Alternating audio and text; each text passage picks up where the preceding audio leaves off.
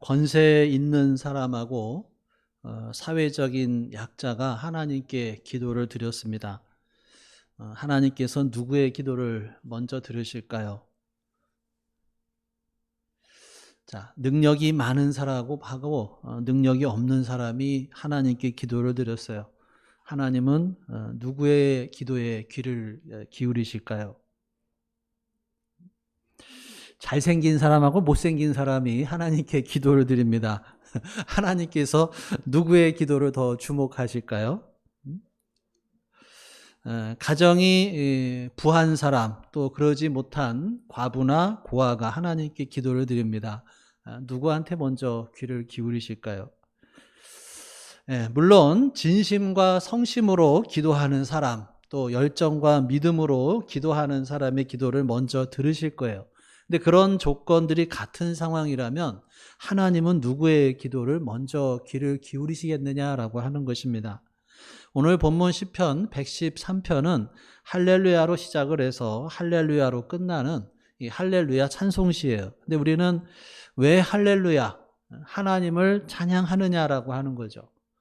찬양을 하나님께서 기뻐하시니까 그러해야 한다고 교리에 나와 있습니다. 그런데 오늘 시를 묵상해 보면 그게 다는 아닌 것 같아요. 오늘 말씀이 증언하는 하나님이 어떤 분이신가를 이렇게 살펴보면, 자, 시인은 3절까지 하나님을 찬양하자고 온 백성 만민들에게 권합니다. 3절을 같이 읽어볼까요? 시작. 해 돋는 데에서부터 해 지는 데까지. 그러면서 4절부터 그 이유가 나오는데 4절, 5절을 같이 읽겠습니다. 시작. 여호와는 모든 나라보다 높으시며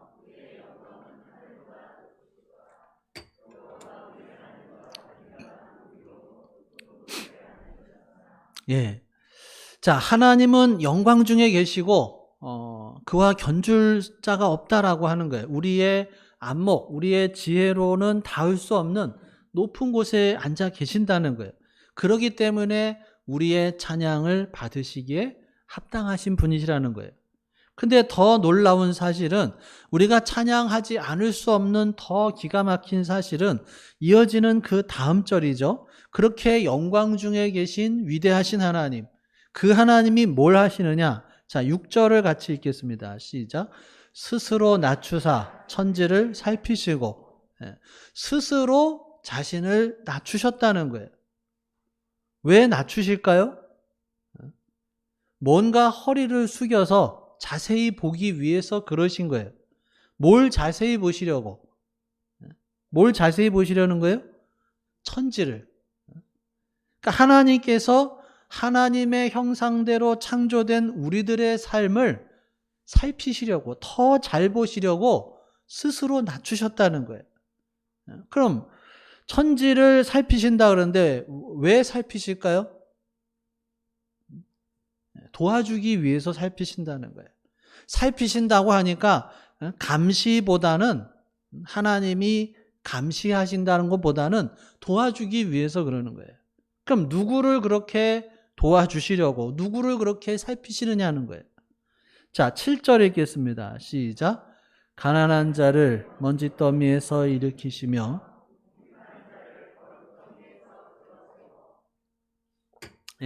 그 다음 절이요. 8절 시작.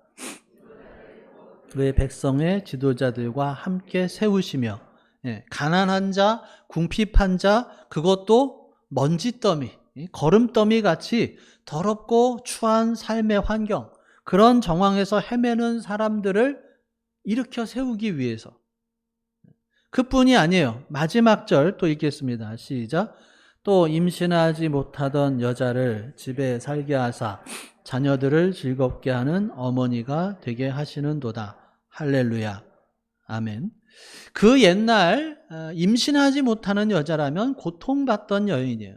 그런데 그녀를 불쌍히 여기시고 도와주셔서 자식을 낳게 하시고 행복한 가정을 이루도록 살피신다는 거예요. 그러니까 하나님께서 잘난 사람의 하나님, 있는 사람의 하나님, 권세자의 하나님이었다면 나처럼 부족한 사람이 하나님을 찬양할 것도 없는데 그 위대하신 하나님이 이렇게 부족한 이들에게 관심을 갖고 살피신다는 것이 너무나도 기가 막혀서 하나님을 찬송하지 않을 수가 없다는 거예요. 성경은 아주 이것을 분명하게 밝힙니다. 대개의 종교들을 보면은 똑똑한 사람, 어떤 뛰어난 인물, 하늘이 된 인물들을 그들의 신들이 총애를 하고 그래서 능력과 권세와 부를 더해줍니다. 그렇기 때문에 왕족을 선호하고 귀족을 좋아합니다. 그 사람들은 거의 모두가 잘난 사람들이고 권력자 또 권세자들에게 주목을 해요. 그런데 성경이 우리들에게 알려주는 하나님은 이 사회가 버린 나약한 사람들, 가난한 사람들, 추한 사람들에게 관심을 가지고 그들을 돌아보신다는 거예요. 게다가 우리 예수님은 더 엉뚱하셔요. 마태복음 9장 10절 이하에 보면은 예수께서 마태의 집에 앉아 음식을 잡수실 때에 많은 세리와 죄인들이 와서 예수와 그의 제자들과 함께 앉았더니 바리새인들이 보고 그의 제자들에게 이르되 어찌하여 너희 선생은 세리와 죄인들과 함께 잡수시느냐? 이게 무슨 뜻이에요? 바리새인들이 시비를 거는데 예수님 정도 되는 분이라면 자기들과 같이 점잖은 사람들, 배운 사람들과 같이 어울려야지 어째서 예수님 같은 분이 저렇게 하찮은 사람, 세리와 죄인들, 천시하는 사람들하고 어울리느냐? 책망하는 거고 또 시비 거는 거예요. 그만큼 평상시에 예수님은 있는 사람들, 가진 사람들, 배운 사람들, 또 스스로 온전하고 완벽하다는 이들에게는 관심이 별로 없으셨어요. 예수님께서는 늘 부족한 사람들, 죄인들, 또 아파하는 사람들에게 관심을 가지셨고 그들과 함께하기를 즐겨 하셨어요. 그래서 예수님께서 아예 이렇게 선포하셔요. 너희 가난한 자는 복이 있나니 하나님의 나라가 너희 것이다. 가난하다는 말이 무슨 뜻이에요? 재물이 부족한 거죠. 그런데 재물만 부족하다고 그러는 거 아니에요.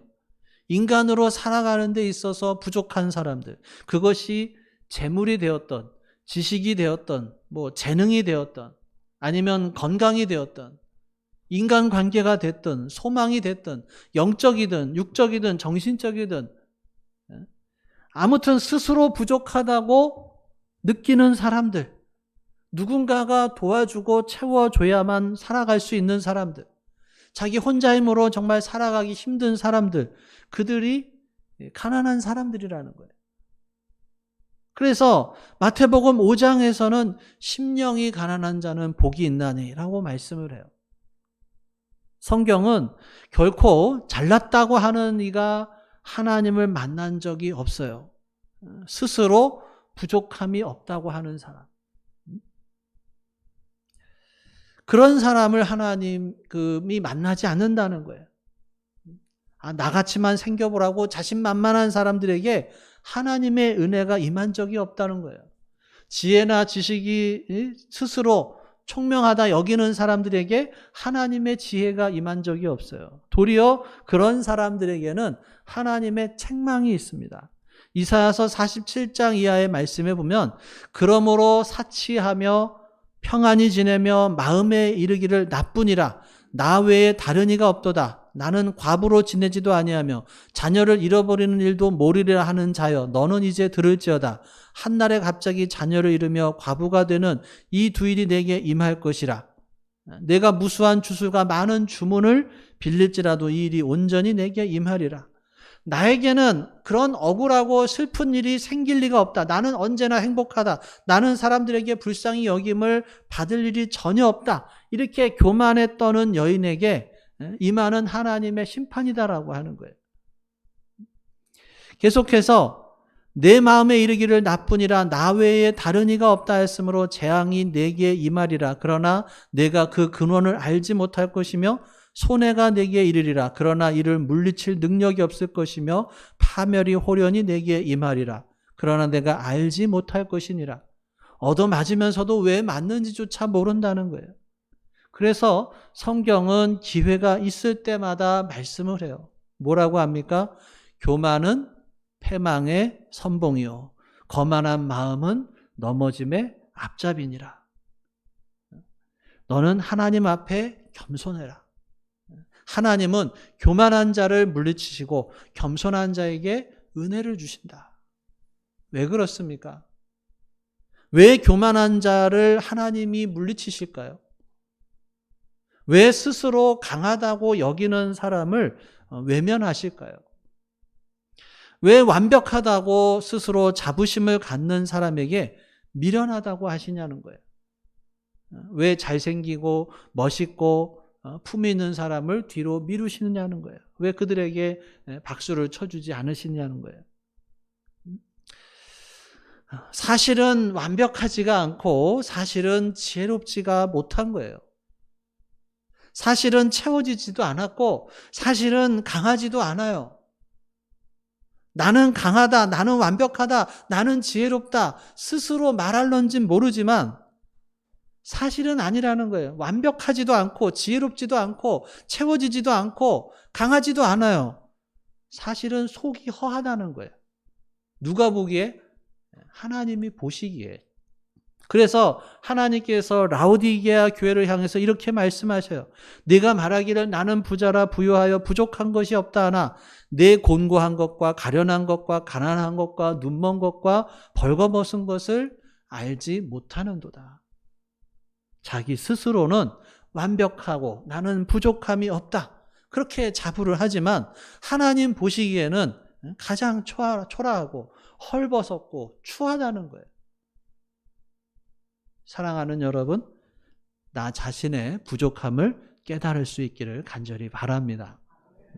그 부족함을 보고 주님 앞에 주님 나는 죄인입니다. 주님 나는 약합니다. 주님 나는 미련합니다. 주님 나는 가난합니다.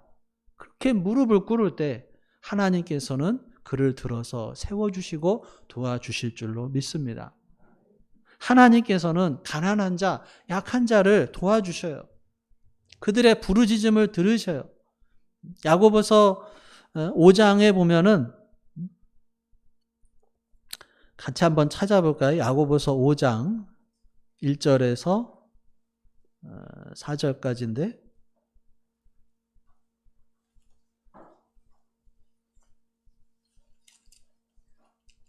야고보서 5장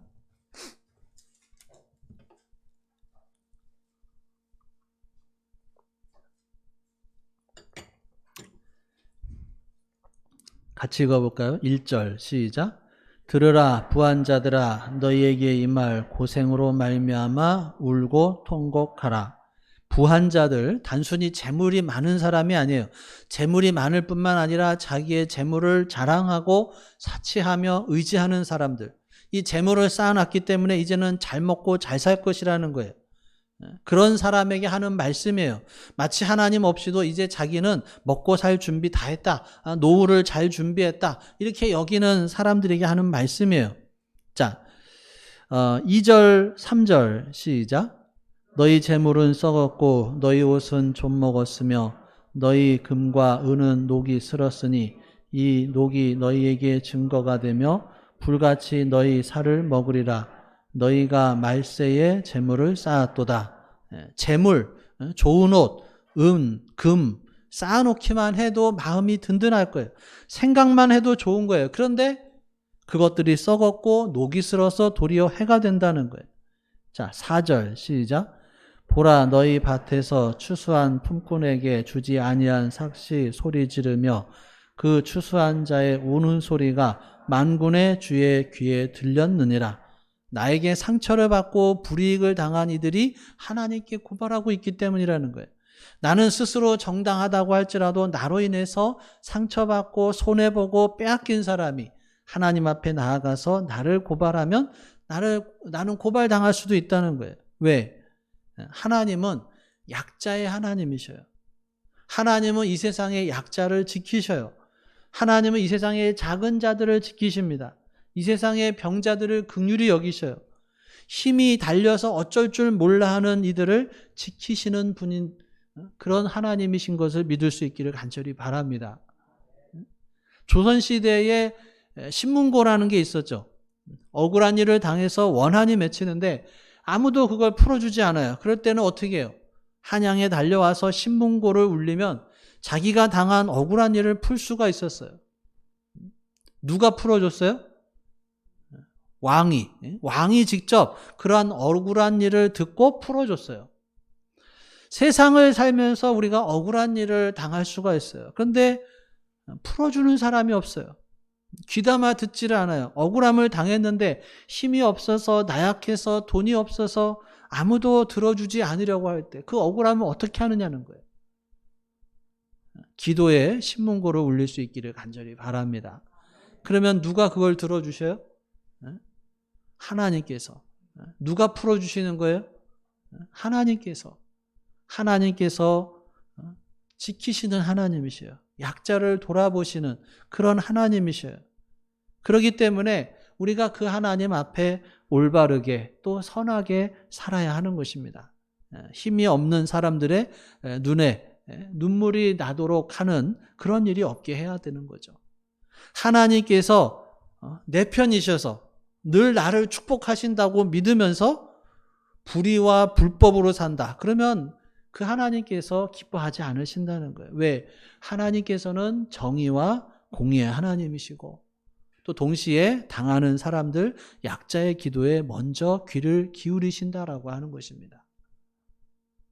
우리말에 그런 말이 있죠. 두고 보자는 사람 하나도 안 무섭더라. 왜요? 힘이 없으면서 괜히 큰 소리 치는 거니까 그런 거죠. 근데 얼마나 분하면 그렇게 말하겠어요. 얼마나 힘이 없으면 말이라도 그렇게 해야 속이 시원하겠어요. 그런데 정말 그렇게 말하는 사람이 무서운 경우가 있어요. 하나님을 믿는 사람이 두고 보자고 할 때는 정말 무서운 일이에요. 왜? 그 사람이 무서운 게 아니라 그 사람이 기도하면 들어줄 하나님이 무서운 거예요. 더군다나 하나님은 힘이 없는 나약한 자들의 기도를 최우선 순위로 들어주시는 하나님이시다라고 하는 것입니다.